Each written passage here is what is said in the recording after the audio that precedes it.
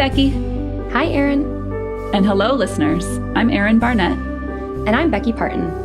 And we're going to be talking with you about parenting. Yep, parenting. And let's just go ahead and say mothering.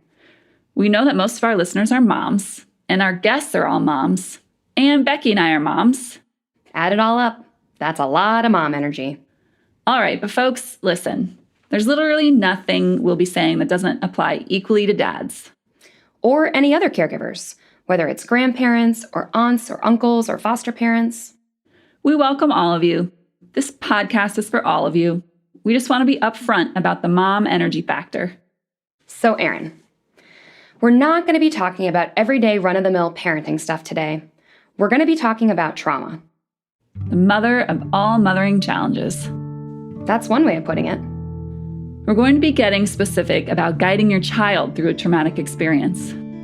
It could be a physical injury, a bad accident, abuse, or family violence.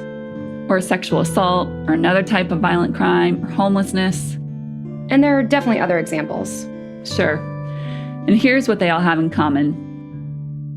Trauma leads to stress, and anxiety, and fear, and challenging behaviors. And listeners, we know that if you're here to learn about guiding your child through trauma, there's a good chance that you've experienced trauma too. So we'd like to say, we're sorry that you're going through this. Because trauma is hard. Yes, it's hard. And recovery is within reach. It really is. In fact, one of the deepest rewards in our work is bearing witness to healthy and strong growth and healing after trauma. You're so right, Erin. It's just a wonderful thing to see. And that's the goal, healthy post-traumatic growth. You know, people are so familiar with the post-traumatic stress term. It's perhaps most associated with the military. Right, but trauma has similar symptoms across all people. Adults and kids, too, can experience post-traumatic stress. So one way to view this podcast is this. It's guidance for converting post-traumatic stress into post-traumatic growth. I love that. And on that note, we should tell the listeners just a little bit about ourselves. Like, we're both moms. Yep, we both have 2 school-age kids. We're both mental health professionals who specialize in trauma. You're a psychologist, and I'm a social worker. Yep, and we both have years of experience seeing patients in therapy. And for about a decade, we've also been collaborators on many community projects and research projects. Yeah, we collaborate a lot because we like and we respect each other. Thanks, Erin. I agree. Some of our work, including this podcast, is sponsored by the Dartmouth Trauma Interventions Research Center, a unit within Dartmouth Health where we both work. And for those not in our neighborhood, Dartmouth Health is an academic medical center in rural western New Hampshire. It's also the largest health system in New Hampshire, with a service area that does stretch well into Vermont. So, over the years, you and I have teamed up several times on projects to help professionals, communities, and parents understand and help kids and families with trauma. Right. And usually the problem we're trying to address is the stark reality that there's just a lot of need out there. So much that we simply cannot, as a profession, rely so heavily on one-on-one therapy sessions. And thus, this podcast, a way for us to reach lots of people all at once. But we're not suggesting this podcast is a substitute for therapy or other forms of treatment. Not at all. The podcast is more of a way to get started, a way to lay the foundation. Maybe to speed up your progress, and perhaps to strengthen the impact of any other treatment you choose to pursue. Well said.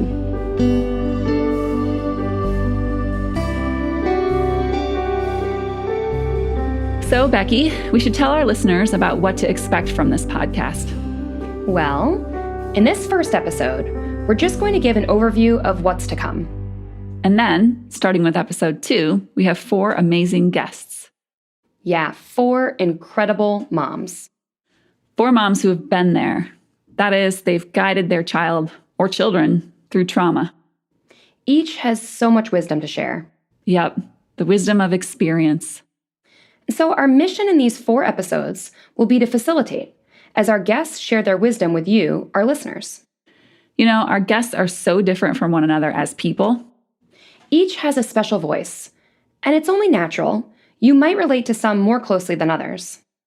Also, their families have gone through different kinds of traumatic experiences. So some may be quite similar to what you're going through, but others will be very different. Right, but you can learn from all of them. I agree, because the real power in these stories is what they have in common. That's right. Here's a metaphor. Think of this podcast as the trauma gym. You'll be building up your trauma muscles.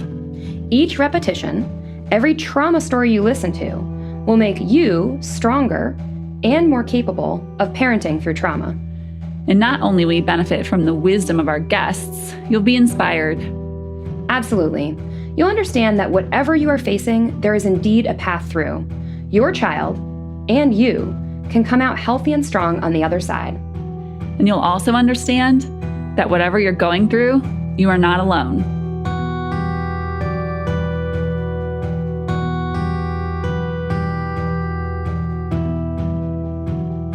So, Becky, we've got one more task for this episode. Right. We do want to take a brief look ahead. Listeners, as you take in 4 stories from 4 moms, you're nearly certain to notice that the same themes keep coming up. That's right. Even though the guests and their stories are so different. So, let's give a quick preview of those themes. These are the big ideas that we hope will stick with you long after you listen to this podcast. True. But listeners, don't feel like you need to remember these right now as you hear them the first time. Right. This is going to seem like a whole lot all at once. But don't worry, these ideas will keep coming up each episode. Let's start with some thoughts about trauma in general. Great. Let's start with this. Even though trauma is hard, recovery is within reach. It is, because children and families, they're resilient. But recovery doesn't just happen. It takes time, and it requires a diligent and intentional effort. Yeah, because trauma is an injury. It may not be a physical injury, but it's an injury all the same. Some call it an invisible wound. Right. And recovering from trauma is different. But it still takes hard work, just like a sports injury might require a lot of physical therapy.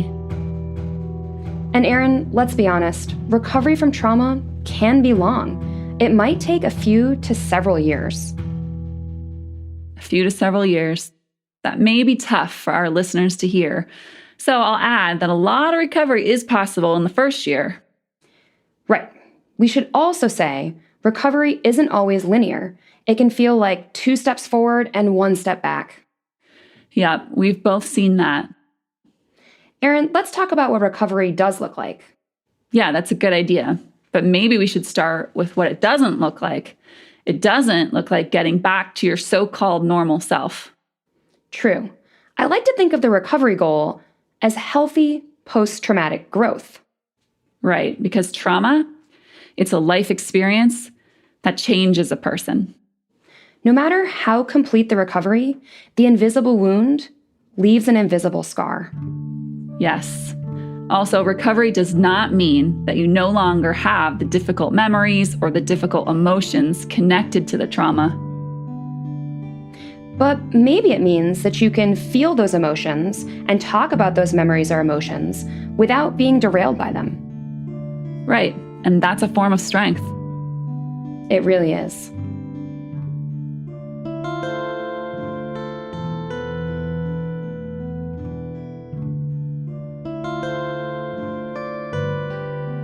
So, Erin, let's turn now to parenting through trauma. Absolutely. That's what this podcast is all about. Okay, so just like getting through trauma as an individual requires substantial time and effort, so does guiding a child through trauma. It's not an easy job. And that means you might need to rethink family life a bit. You might need to reassess how much activity and what kinds of activities are realistic for your family for a while, just as you would after, say, a broken leg. Exactly. And a whole lot of parenting through trauma is about redirecting your attention and your energy to your child's most fundamental psychological needs. For example, kids just need to feel safe and they need to feel loved. So that might mean maybe less emphasis on grades or sports? Maybe. Every situation is different, but after a trauma, it's a good time to get back to basics as a parent. Right. And here's another big part of parenting through trauma. You might find that your child starts behaving in ways that are maybe unpleasant or hard to understand. And sometimes those behaviors might seem more common for children a few years younger, like regression. Are you talking about acting out? Yeah, that's what I'm talking about. But here's the key idea.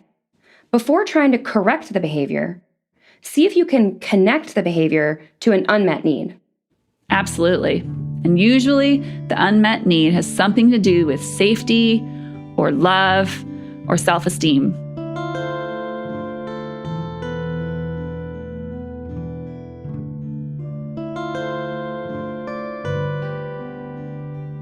So, Becky, let's shift our attention a bit from the child to the parent. Right, because it's not entirely about the child. Not at all. Listeners, you need to take care of yourselves. It reminds me of that thing that they say in the safety announcements on the airplanes. Always put on your own oxygen mask before trying to help others.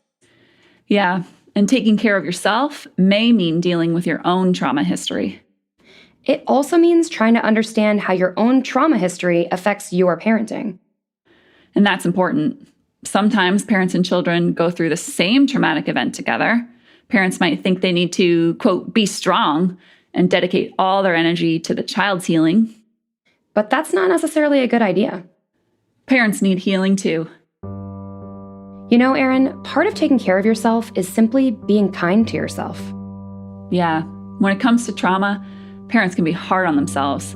They lay a lot of blame on themselves. Or they might feel shame, maybe because they don't feel as strong as they think they ought to be. Or they feel like the recovery's taking too long and it's somehow their fault. Or, believe it or not, some people might feel like the recovery is coming along too quickly and somehow feel guilty about that. Moms, dads, caregivers, go easy on yourselves. Trauma is hard. Finally, do not feel like you have to tackle this alone. You don't need to be a hero. The fact that you're listening to this podcast means you're already seeking help, and that's a good start. There are all kinds of resources available. Yeah, you can lean on family, friends, therapists. School counselors or other types of public resources if they're available in your community. So, Becky, I'm thinking that was really a whole lot all at once. Totally. But listeners, we're just getting started. You're going to hear these ideas again and again. Yeah, from each of the 4 amazing moms that we will be turning to next. All right, let's do it. We'll be back soon for episode 2.